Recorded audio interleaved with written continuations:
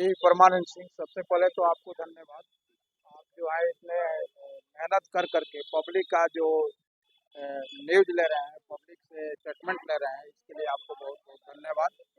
और रही बात इस चुनाव में, तो आप राजा बाजार पिया चौक पर खड़े हैं, बहुत सारे पब्लिक से, बहुत सारे जनता से आप मिले भी हैं, तो रुझान सब आपको पता चल ही रहा है कि लोगों का मंतव्य किधर है।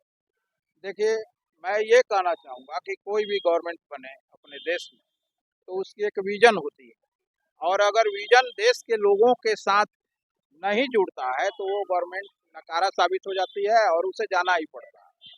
वही हाल विगत 10 वर्षों में हुआ है इस देश में। जो गवर्नमेंट बनी उसने यहाँ के पब्लिक की बात नहीं सुनी, आम जन की बात नहीं सुनी, सिर्फ अपने मन की बात की, जिसका परिणाम आज चारों तरफ देखने को मिल रहा है कि सबका मूड बदल गया है, परिवर्तन, और सभी लोग परिवर्तन पे ही विचार कर रहे हैं, ऐसा मुझे लग रहा है। 400 पार वाला जो नारा है इस बार मोदी जी के खिलाफ करें।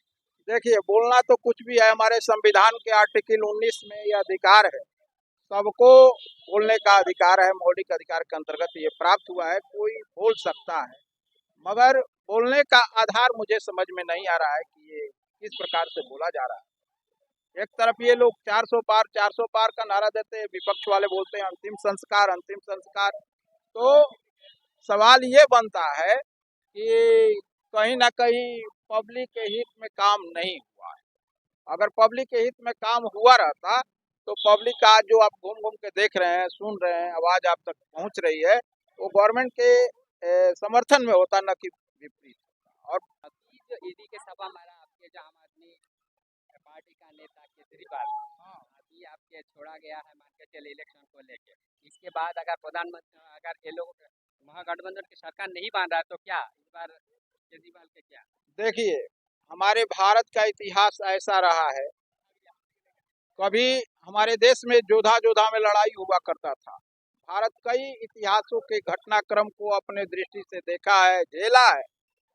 ऐसा कोई योद्धा भारत में नहीं बना जो लड़ाई, अगर रण क्षेत्र में कोई योद्धा गिर जाता है तो उसे हथियार उठाने की आजादी देता था और वो लड़ाई लड़ता था। ये पहला ऐसा देश का प्रधानमंत्री ये बने हुए हैं कि योद्धा को, विपरीत बोलने वाले को, विपक्ष को जेल में डाल रहे हैं, और इसी दृष्टि से इन्होंने उन्हें जेल में डाला, परमादरणीय हमारे आम आदमी पार्टी के राष्ट्रीय संयोजक केजरीवाल जी को, और इसका भुगतान इन्हें भुगतना पड़ेगा।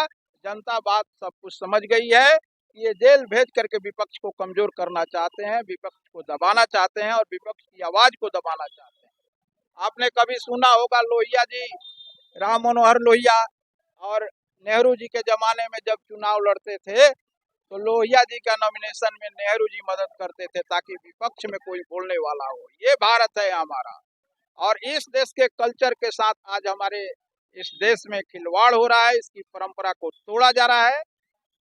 ये यहाँ की पब्लिक समझ चुकी है, इसलिए मुझे आशा है कि पब्लिक का जो मूवमेंट है, विचार है जो उत्पन्न हो रहा है, वो पूर्णतः भारतीयता का विचार है, पूर्णतः इंडियन विचार है, और इंडियन विचार कभी अपने परंपरा को, संस्कार को छोड़ता नहीं है, उसके जेहन में।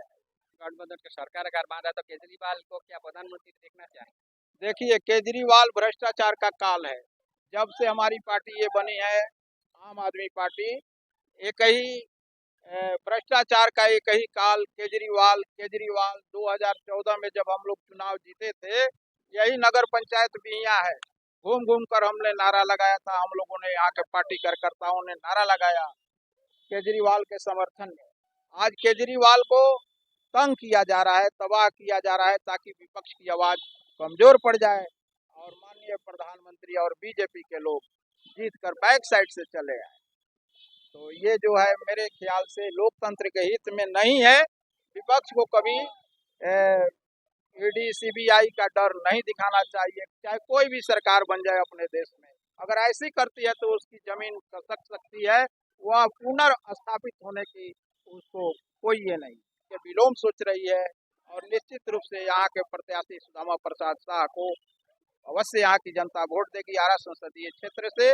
और मैं भी आम आदमी पार्टी के तरफ से सबसे ये गुजारिश, रिक्वेस्ट, विनती, आरजू, प्रार्थना करता हूँ हाथ जोड़कर कि आप लोग एक एक कार्यकर्ता आम आदमी पार्टी का है, अगर केजरीवाल जी के समर्थक हैं तो आप निश्चित रूप से इंडिया गठबंधन को वोट दीजिए और यहाँ के प्रत्याशी आदरणीय दामा प्रसाद शाह को जिताने का काम कीजिए। ये बुद्धिमानी है और यही विवेकपूर्ण सोच है।